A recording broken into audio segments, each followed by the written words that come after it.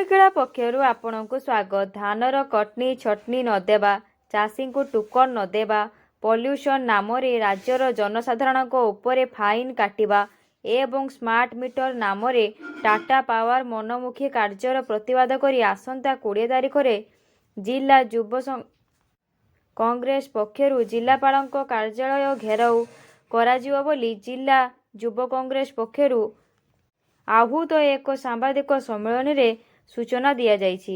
ଆଜି ଅପରାହ୍ନରେ କଂଗ୍ରେସ ଭବନରେ ଆୟୋଜିତ ଏକ ସାମ୍ବାଦିକ ସମ୍ମିଳନୀରେ ସୂଚନା ଦେଇ ଜିଲ୍ଲା ଯୁବ କଂଗ୍ରେସ ସଭାପତି ରଞ୍ଜନ କୁମାର ଦାସ ସୂଚନା ଦେଇ କହିଛନ୍ତି ଯେ ଗାଡ଼ିରେ ପଲ୍ୟୁସନ କରିବା ନାମରେ ଫାଇନ କାଟିବା, ଚାଷୀଙ୍କୁ ଉପଯୁକ୍ତ କଟନୀ ଛଟନୀ ନଦେବା, ଏପର୍ଯ୍ୟନ୍ତ ଟୋକନ ନପାଇବା, ଟାଟା ପାୱାର ମନମୁଖୀ କାର୍ଯ୍ୟ ବିରୋଧରେ ଆସନ୍ତା 20 ତାରିଖରେ ଜିଲ୍ଲାପାଳଙ୍କ କାର୍ଯ୍ୟାଳୟ ଘେରାଉ କରାଯିବ ସହ ପ୍ରତିବାଦ ସଭା ଅନୁଷ୍ଠିତ ହେବ।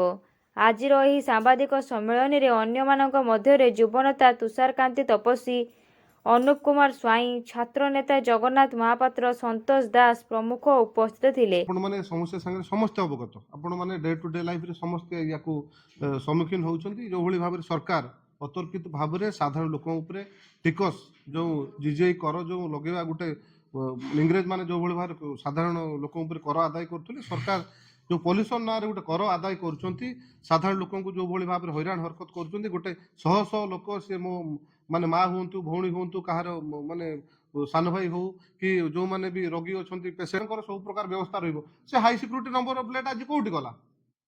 ଆଜି ଆପଣ ଦେଖନ୍ତୁ, ଶହ ଶହ କମ୍ପାନୀ ଯେଉଁମାନେ ବଡ଼ ବଡ଼ କମ୍ପାନୀ ନାଁରେ କେତେ ଥର ମାନେ ପଲ୍ୟୁସନ ସାର୍ଟିଫିକେଟ ଇସ୍ୟୁ କରିଛନ୍ତି, କେତେ ଥର ତାଙ୍କୁ ଫାଇନ କରିଛନ୍ତି, କେତେଟା ନଜିର ଆପଣମାନେ ସାମ୍ବାଦିକ ବନ୍ଧୁମାନେ ମୋତେ କୁହନ୍ତୁ। ଆପଣମାନେ ଦେଖନ୍ତୁ, ଯୋଉଟା ବଡ଼ ବଡ଼ ଇଟା ଭାଟି ଆପଣ ଚାରିଆଡ଼େ ଦେଖନ୍ତୁ, ବାଲେଶ୍ୱର ଜିଲ୍ଲା ସବୁଆଡ଼େ 500ରୁ 1000 ଇଟା ଭାଟି ଏଠି ଅଛି। ଶହ ଶହ ଇଟା ଭାଟିରେ ମାନେ ଚିମିନି ନାହିଁ, ଇଟା ଭାଟି ସେମିତି ବିନା ପଲ୍ୟୁସନରେ ଚାଲିଛି। ତ କେତେ ଜଣଙ୍କ ଉପରେ ଫାଇନ କରିଛନ୍ତି? ଆହୁରି ବହୁତ ନଜିର ଅଛି। ସରକାରୀ କଂଗ୍ରେସ ଶାସନ ଚାଲିଛି। ଗୋଟେ ଜବରଦସ୍ତ ଯେଉଁଭଳି ଭାବରେ ସାଧାରଣ ଲୋକଙ୍କୁ ଗୋଟେ କର ଟିକସ ଆଦାୟ କରାଯାଉଛି ଏବଂ ଗୋଟେ ଟାର୍ଗେଟ ଦିଆଯାଇଛି। ସରକାର ଟାର୍ଗେଟ ଦେଉଛନ୍ତି ଯେ ଆପଣମାନେ ବାଲେଶ୍ୱର ଜିଲ୍ଲାରୁ 10 କୋଟି ଟଙ୍କାର କର ଆପଣ ଆଦାୟ କରିବେ। ଏଇଟା ମାନେ ଗୋଟେ ତାଗିଦ କରି କୁହାଯାଉଛି ଏବଂ ସାଧାରଣ ଲୋକ ଏହାର ମାନେ ହଇରାଣ ହରକତ ପଡୁଛନ୍ତି। ଆପଣମାନେ ଦେଖନ୍ତୁ, ମଦ ଦୋକାନ ଚାରିଆଡ଼େ ଗୋଟେ ମେଡିସିନ ଦୋକାନ ଭଳିଆ ଖୋଲା ହେଇଛି। ମେଡିସିନ ଦୋକାନ କମ ଅଛି, ମଦ ଦୋକାନ ଅଧିକ। ଟିପି ଖୋଲା ମଦ ଦୋକାନ, ଲୋକ ଯାଉଛନ୍ତି, ମଦ ପିଉଛନ୍ତି। ମଦ ଯିଏ ଅଧିକ ପିଇବ ତାକୁ ପୁରସ୍କାର ଦିଆଯାଉଛି। ଏଇଟା ନବୀନ ସରକାରଙ୍କ ଶାସନ ସମୟରେ ଥିଲା। ଯିଏ ମଦ ଅଧିକ ପିଇବ ତାକୁ ପୁରସ୍କାର ସେମାନେ ଦେବେ। ଆଉ ଏ ସରକାର ଦଉଛି ସାର୍ଟିଫିକେଟ।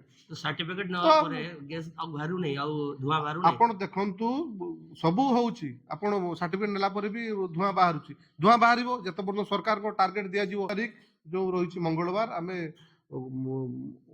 ଆମର ଓଡ଼ିଶା ପ୍ରଦେଶ କଂଗ୍ରେସର ସଭାପତି ଏବଂ ଆମର ଯୋଉ ଯୁବ କଂଗ୍ରେସର ରାଜ୍ୟ ସଭାପତି ଅଛନ୍ତି ରଞ୍ଜିତ ପାତ୍ରଙ୍କ ନେତୃତ୍ୱରେ ଏଠି ବାଲେଶ୍ୱର ଜିଲ୍ଲାର ସମସ୍ତ କର୍ମକର୍ତ୍ତା ଏବଂ ଯୁବ କଂଗ୍ରେସ ମିଶି ଗୋଟେ ଜିଲ୍ଲାପାଳ ଅଫିସ ଘେରାଉ କରାଯିବ ଏବଂ ଜିଲ୍ଲାପାଳଙ୍କୁ ଆମେ ଜଣେଇ ଦେବାକୁ ଏବଂ ଅବଗତ କରିବା ନିମନ୍ତେ ଘେରାଉ ହେଉଛି ଯେ ଆଗାମୀ ଦିନରେ ଏହି ପ୍ରକାର ଯୋଉ ତାଲିବାନୀ ଏବଂ ଯୋଉ ଇଂରେଜ ଶାସନ ଚାଲିଛି ତାକୁ ବନ୍ଦ କରାଯାଉ, ନହେଲେ ଆଗାମୀ ଦିନରେ ଏ ଆନ୍ଦୋଳନ ଆହୁରି ତୀବ୍ରତର ହେବ।